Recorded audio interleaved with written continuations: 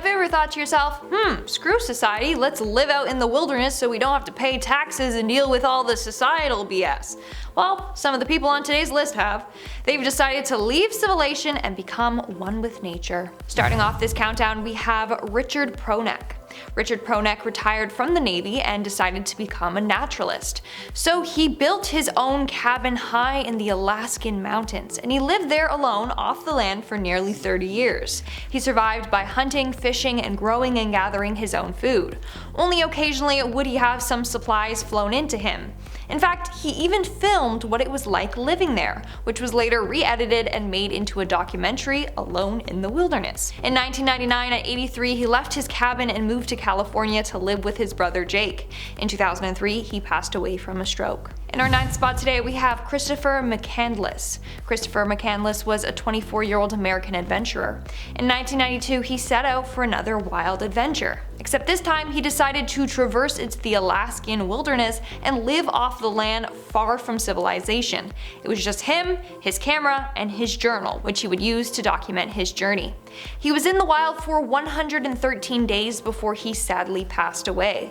The way in which he died is still unknown, but it's mainly believed that he starved to death. Moving on to number 8, we have the Hobbit House woman, aka Emma Orbach. Emma Orbach grew up in a castle, studied at and graduated from Oxford, and then went on to live off the grid by herself. She left her old life behind, even divorced her husband, and then went to live in the woodlands in Pembrokeshire. There she made her own Hobbit-style hut that she lives in.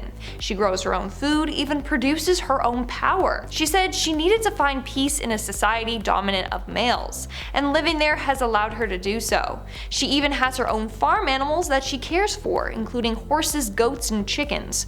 She gets her water from a nearby stream and very rarely goes into town, but when she does, it's to get herself a little treat like chocolates. She said, and I quote, "This is how I want to live. This lifestyle makes me feel really happy and at peace, and this is my ideal home." In our 7th spot, we have Timothy Treadwell. Timothy Treadwell was an American environmentalist and documentary filmmaker. He lived among the grizzly bears of Katmai National Park in Alaska for 13 summers. He was actually a bear enthusiast and was the founder of the bear protection organization Grizzly People. Little did he know that this would lead to his downfall. In October of 2003, Timothy and his girlfriend were out living in the woods when they were attacked, killed, and eaten by a bear. They had lived among them for 13 summers with no scary run-ins until the end of the last summer. In our 6th spot today, we have Noah John Rondeau. In 1916, a man named Noah John decided to live in the woods on a bluff above Cold River in upstate New York County by himself. He managed to live there for 30 years. There he built 2 cabins, one to cook and sleep in, the other to house his supplies. Now, he lived there alone, but he did say that visitors were welcome. He deemed himself mayor of Cold River City, population 1. He then lived off the land by hunting and trapping animals. But sadly, in 1950, he was forced out of his home due to a hurricane. The hurricane destroyed parts of his home and the area was closed. So he then went to live around Lake Placid, Saranac Lake, and Wilmington. Eventually, he went on to rejoin society before dying in 1967 at the age of 73. We're now at our 5th and halfway mark with Everett Ruess. Everett Ruess was an American artist, writer, and poet who liked to spend most of his time exploring the High Sierra, the California coast, and the deserts of the American Southwest alone. In fact, he was one of the first Americans to reach out to indigenous individuals and live among them. But he never spent more than a day or two with other humans. He preferred to live alone, so he was constantly on the move. While traveling, he found success in trading his artwork for food or other necessities that he needed. However, in 1934, at only 20 years old, Everett disappeared without a trace. He disappeared while traveling through a remote area of Utah. To this day, no one knows what happened to him, but some say he accidentally died after falling from a cliff. In our 4th spot today, we have the Maine Hermit. For nearly 30 years, stories were being told in North Pond, Maine of a hermit living in the woods. This hermit would apparently creep into homes and steal food, clothing, tools, and other supplies. Again, many people thought that this was just a legend, like if something went missing, they're like, oh, I bet it was the hermit that took it. That was until 2013 when they realized that this story was real, and there actually was a hermit living in the woods. His name was Christopher Christopher Knight, and he had been living in the woods since around 1986. It's said that he would commit more than 38 robberies per year so that he could get the necessities to survive. But he also liked to steal books to help him pass time. In the end, he was arrested and charged for robbery. Moving on, number 3, we have Henry David Thoreau, aka Ellen DeGeneres' long-lost twin. For some reason, people believe that Henry and Ellen look alike. I mean, I kinda see it. It's mainly in the eyes, you know? But I remember there was an image of a side-by-side comparison of the two of them, and it went viral, and people were like, oh my god, Ellen's a time traveler. Anyways, that's not the point.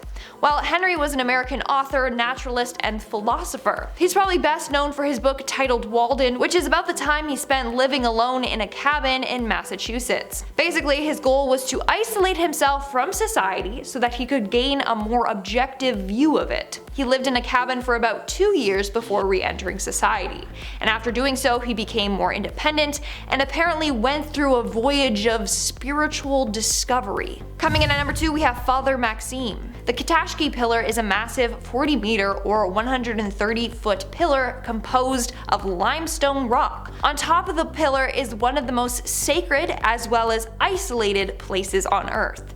In 1993, a monk named Father Maxime decided that he was going to live on top of there, and he has done that for over 20 years now. However, he does leave the pillar, but only twice a week. When he does want to leave, he has to scale a 131-foot ladder, and it takes him 20 minutes to climb up and down it. What's crazy is that when he first moved to the top of the pillar, he lived in a fridge. He did this for 2 years in order to protect himself from the elements. That was before a cabin was built there for him. But for those 2 years, he literally had nothing up there, and it was just him and a fridge. Isn't that insane? He says that he plans to stay there until the day that he dies. And in our number 1 spot today, we have Masafumi Nagaski, aka the Naked Hermit. And he was given this name because he lives on a secluded, uninhabited island naked and alone. Now, he was a photographer, but when he retired, he decided to move to this remote island and live there. When there, he decided that clothes just weren't for him. He said it felt right to be naked. But he will get dressed for when he needs to go make a trip to get food and water. He makes a trip to get supplies weekly, but the trip is actually an hour away by boat. He mainly lives on boiled rice cakes, which he eats 4 or 5 times a day. He lived on this island for 3 decades before he was forced back into civilization. And that's because he was found deeply sick on the island, so the Japanese authorities forced him to go to a hospital with no hope of returning to this island. Alright guys, that's all for today's video. Let me know in the comments below your thoughts on today's video. If you want to see part 2, then also let me know in the comments below. And now, speaking of comments, let's move on to our comment shoutout portion. I'll be shouting out comments from the video Top 10 Dark Secrets That Have the FBI Concerned, Part 2. Facts Dude commented, "You're amazing, dude." No, you know what? You're amazing, dude. And that's the facts. The Money Dog commented, "If you're reading this, then Money Dog loves you." Thank you. If you're hearing this, then Lindsay Ivan loves you. That's so funny. Goodzilla, not Godzilla, Keiju commented, "Part 3. Oh, and I guess this is what they want on it. The Black Dahlia murder, the torso killer investigated by Elliot Ness. I've talked about the Black Dahlia a lot, so I think people would get mad at me if I put her on this list. But the torso killer, maybe I'll put it on part 3, who knows.